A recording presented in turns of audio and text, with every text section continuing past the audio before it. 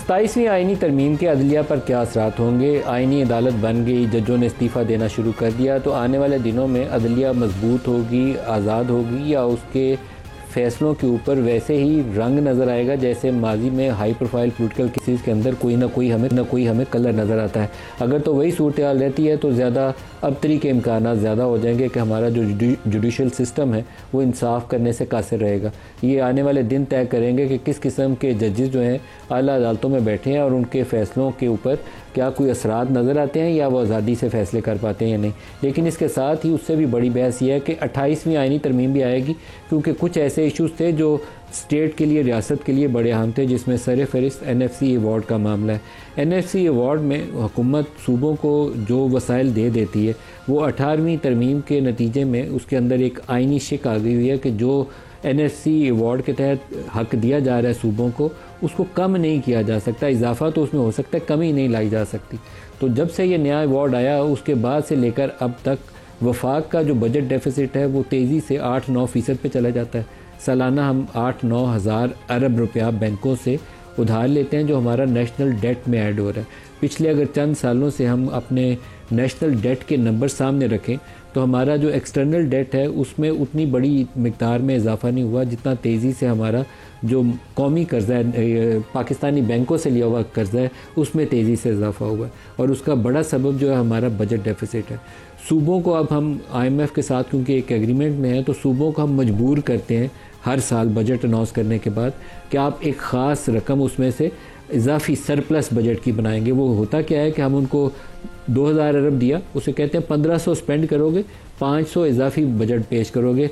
500 को हम लाते हैं वफाक में, IMF को बताते हैं कि वफाक का तो डेफिसिट था 10,000, 500 हमने पंजाब में बचाया, 250 सिंध से, 250 KP से, कुछ 100 अरब हमने बचाया बलूचिस्तान से, अब हम इसको 8,000 अरब पे ले आए। इस तरीके से हम बजट पिछले 3-4 सालों से बना के प्रेजेंट कर रहे हैं and this is not sustainable. अब हम डिफेंस के लिए भी पैसा उधार लेते हैं, तो इसको दुरुस्त कैसे करना है ये एक बड़ा चैलेंज है, लेकिन दुरुस्त तो इसको करना पड़ेगा। डिफरेंट फार्मूलाज हो सकते हैं लेकिन इसकी इस्लाह करनी पड़ेगी।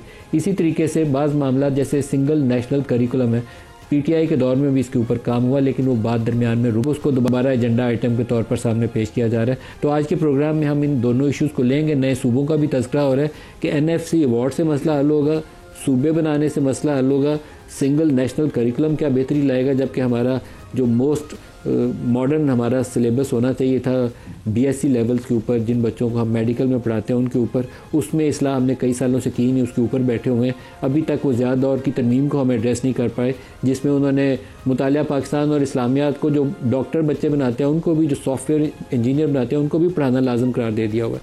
तो बहुत सारे इशूज़ हैं एड्रेस करने वाले, कौन से हो सकेंगे इस तरमीम के नतीजे में और कौन से नहीं।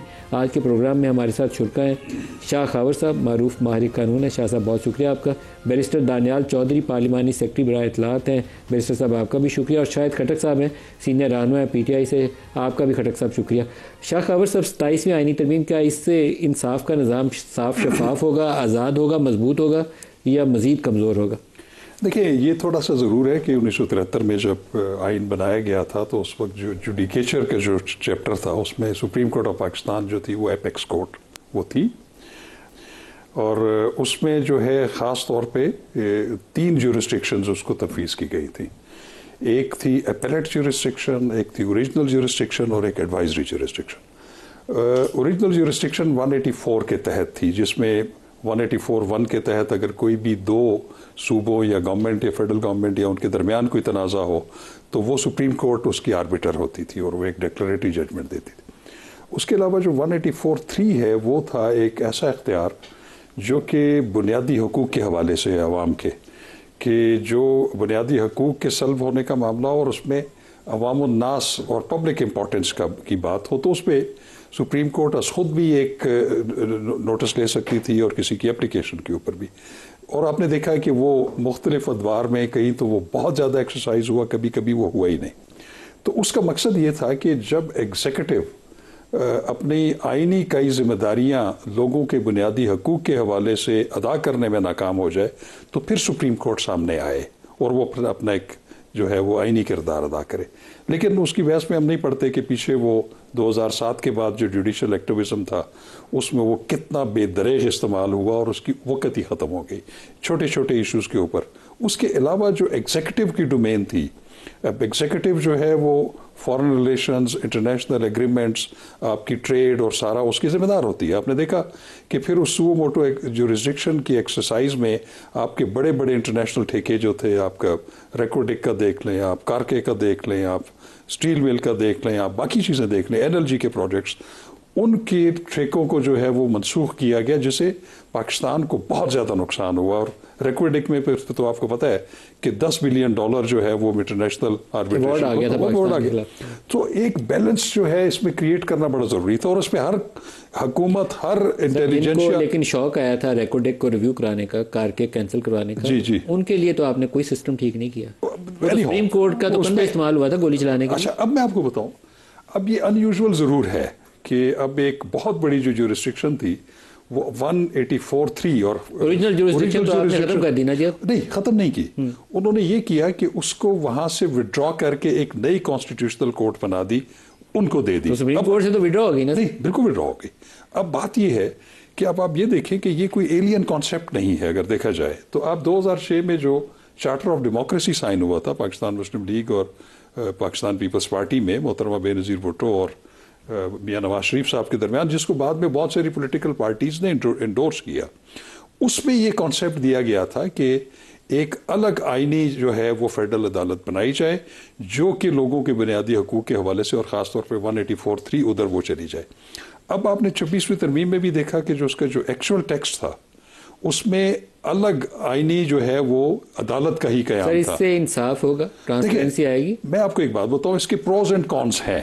ठीक है, मैं ज़ाती तौर पे समझता हूं कि फ्रेमर्स ऑफ द कॉन्स्टिट्यूशन ने जब ये तफवीज़ किया था इख्तियार सुप्रीम कोर्ट को, वो सोच समझ के किया था, लेकिन वो जो उसका एक्सपीरियंस बड़ा गलत हुआ, तो उस पर फिर फ्रेमर ऑफ द लॉज और उन्होंने और कॉन्स्टिट्यूशन ने फिर ये महसूस किया, और ये कंसिस्टेंटली डिमांड आ रही थी। अब मैं ये समझता हूं कि अगर ये ठीक है, शुरू में इसमें डिफिकल्टीज हमें नजर आ रही हैं, लेकिन अगर ये काम स्मूथली शुरू हो गया तो वो जो लोगों के जो असल मुकदमात हैं जो सुप्रीम कोर्ट में पड़े हुए हैं, इस वक्त भी 52,000 लोगों के फौजदारी, आपके दीवानी, लोगों के कमर्शियल मैटर्स, ये उधर पेंडिंग है। सुप्रीम कोर्ट तो अब एपेक्स कोर्ट नहीं है ना? Apex court in a sense के हाई कोर्ट के ऊपर तो एपेक्स कोर्ट है वो। तो वैसे कौन है अब सबसे बड़ी दाद? हाँ, अब प्रैक्टिकली अगर देखा जाए तो जो फेडरल कॉन्स्टिट्यूशनल कोर्ट है उसको जो है एक बिल्कुल एक सुप्रीमेसी एक हासिल है। सर किसी स्टेज पे इसकी इस्लाह करनी पड़ेगी। अब कब अल्लाह ताला वो हमें समझने की तौफीक देता है, ये अल्लाह से दुआ मांगनी चाहिए। बैरिस्टर दानियाल साहब से पूछते हैं। दानियाल साहब, आपके ख्याल में इससे इंसाफ आसान हो जाएगा, शफाफियत आएगी, आज़ादी से फैसले होंगे, या अदलिया कमज़ोर हो जाएगी? बिस्मिल्लाहिर्रहमानिर्रहीम। Thank you ji for having me on the show. देखिए, सबसे पहले जो शफाफियत है, उससे पहले, क्योंकि शायद शफाफियत से ज़्यादा जो बड़ा इशू था वो था बैकलॉग का, कि आइनी केसेस जो हैं, मैं पहले भी आपके प्रोग्राम में कहा, 8% थे, और सुप्रीम कोर्ट का जो टाइम कंज्यूम हो रहा था वो तकरीबन 24 घंटे वो केसेस कंज्यूम करते थे। 3-3 महीने शेखावत साहब देखते रहे, हम देखते रहे कि 2-2, 3-3 महीने केसेस में लग जाते हैं। और जो बैकलॉग है वो तकरीबन 18-19 साल का बैकलॉग पड़ा हुआ है। जो आम बंदा है उसका जो रिलेटेड है आपने ख़ानदान से, फैमिली से, उसका कोई आइनी केस नहीं है। मैक्सिमम लोगों के कोई आइनी नहीं है। फौजदारी हैं, सिविल मैटर्स हैं, ठीक है ना। दीवानी के केसेस की अपीलें लोगों की 12-12 साल, 14-14 साल हो गई हैं, अपीलें सुनने के लिए कोई तैयार नहीं है। एक गलत फैसला हो गया, एक शामलात के ऊपर गलत लिख दिया, शामलात दे या शामलात कौन सी है, तो वो 20 साल हो गए हैं, अभी तक सुप्रीम कोर्ट ने से रेक्टिफाई कराना है, लोगों के केस वहीं पड़े हुए हैं।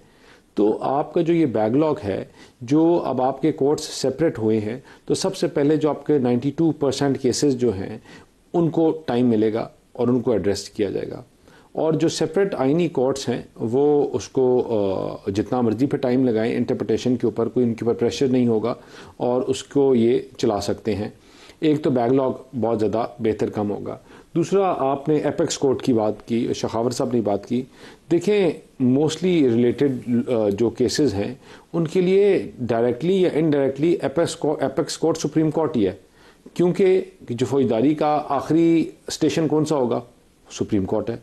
दीवानी का आखिरी जो स्टेशन है वो कौन सा होगा। कॉन्स्टिट्यूशन कोर्ट एक फैसला करती है, नहीं तो उसके ऊपर आप अपील सुप्रीम कोर्ट लेके जाएंगे? नहीं, मैं आपके आम बंदे की बात कर रहा हूं। मैं वैसे जो हाई कोर्ट कॉन्स्टिट्यूशनल कोर्ट एक फैसला करती है। मुझे बात बताएं, आपके चाचा मामा फूफी एक कैमरामैन, इनके जो मसले हैं, इनके आईनी कोर्ट में क्या मसला होगा? ये कहेंगे कि आइन का 184(3) को तशरीह करना है। फेडरल कॉन्स्टिट्यूशनल कोर्ट का एक फैसला है। मेरा सवाल है आपसे, नहीं, वो आप बात ठीक कह रहे हैं, वो बात ऊपर अपील लेके जाएंगे। मैं कह रहा हूं आप बिल्कुल ठीक कह रहे हैं। नहीं है ना, गुंजाइश नहीं है, नहीं ले नहीं सकते, रिव्यू नहीं ले सकते। लेकिन कौन करेगा? तो फिर बड़ी अदालत कौन सी है? आवाम जो है, पूरी मुल्क के जो लोग हैं, वो कहेंगे कि 184(3) का हमें ट्रांसलेशन बताओ, या हमें क्या नाम है 64(2) क्या कहता है इसकी ट्रांसलेशन बताओ। अदालतों को 4-6 महीने चलाने, फिर आपको अंडरस्टैंडिंग होगी कि आपने एक नई कॉम्प्लिकेशन क्रिएट कर दी है। जो फौजदारी और नॉर्मल जो आम बंदे से रिलेटेड केस है, उनका एपेक्स सुप्रीम कोर्ट ही है।